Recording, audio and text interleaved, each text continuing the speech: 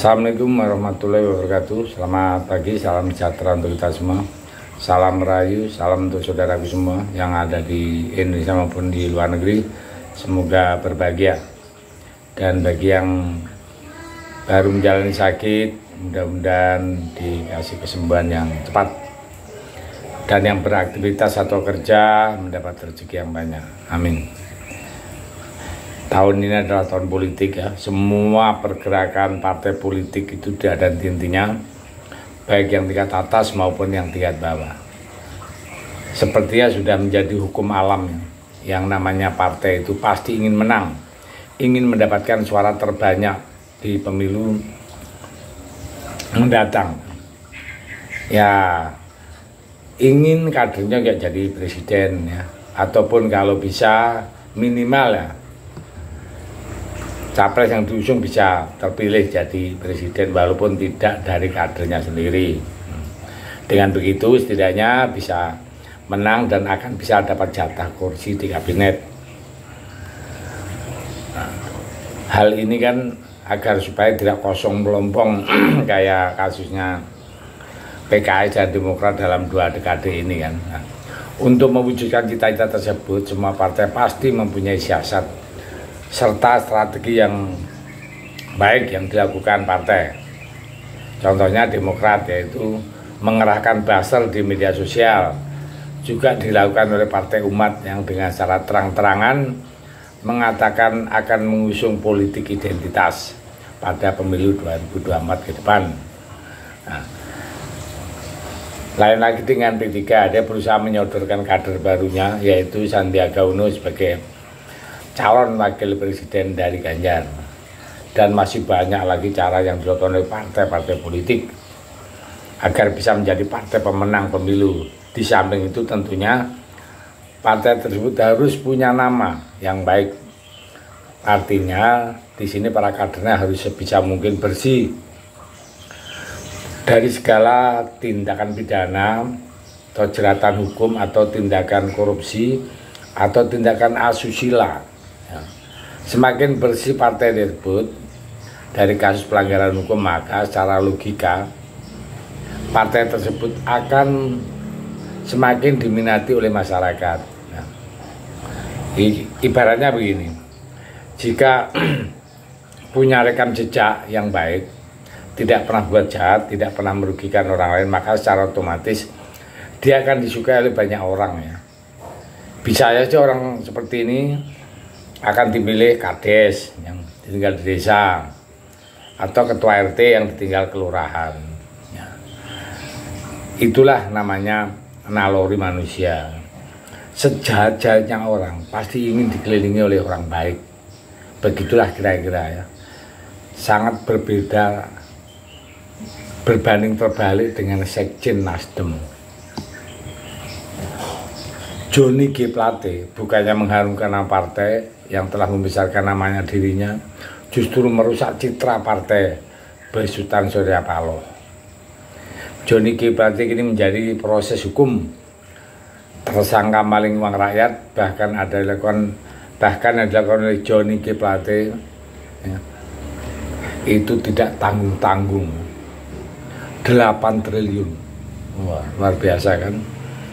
Itu pun ditetapkan tersangka oleh Kejaksaan Agung tanggal 17 Mei tahun 2003 yang lalu dan dijebloskan penjara, dan sekarang ini mulai proses persidangan. Jadi dulu orang terhormat menjadi yang penting ya, orang penting di Republik ini, menjadi orang nomor 2 di Partai Nasdem, diberi segala fasilitas mulai dari mobil dinas, rumah, operasional, ratusan juta rupiah per bulan. Sekarang mendekam ke penjara sendirian, tidak ada orang menemani. Bagaimana rasanya ya? Jadi itulah dampak dari kerakusan. Belum lagi bisa nggak ketemu di keluarganya ya. Hal-hal semacam inilah yang harusnya sebagai pejabat itu diingat-ingat. Jangan sampai melakukan hal yang serendah begini ya. Jadi itulah namanya serakah ya. Belum selesai kasus ini di persidangan, ada kasus yang teranyar itu dari kader Nasdem lagi, yaitu yang dilirik KPK, namanya Syahrul Yassin Limpo. Yang kabar yang terbaru, KPK telah menggeledah rumah dinasnya yang berada di komplek perumahan Menteri Widya Chandra, Bayoran Baru, Jakarta Selatan. Dan seperti diberitakan oleh banyak media online, politisi asal Sulawesi Selatan tersebut sudah ditetapkan sebagai tersangka oleh KPK. Aduh, bagaimana nih partai Nasdem itu?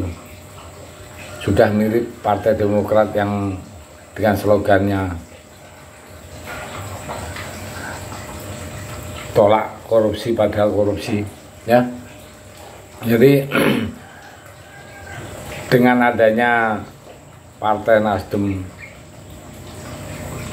dan kader-kadernya tertangkap korupsi, makanya Anies sebagai calon presiden yang diusung oleh Nasdem, elektabilitas bukan naik malah menurun terus. Nah, sekarang tinggal satu janji ya, Surya Paloh itu.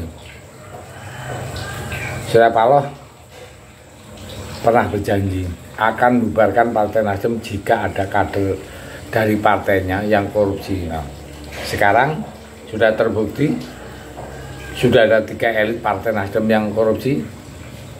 Nah, semoga janji yang untuk membubarkan partainya segera direalisasi oleh Om Brewo.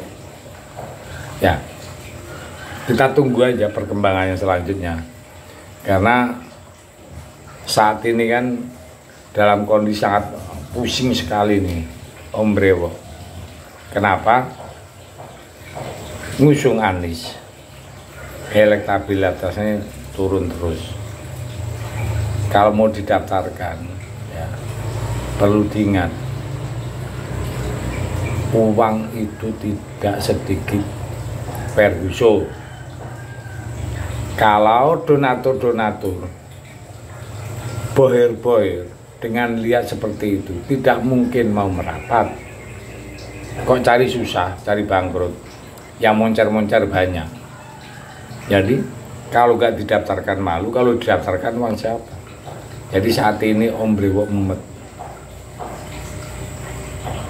Ya, itulah namanya langkah catur.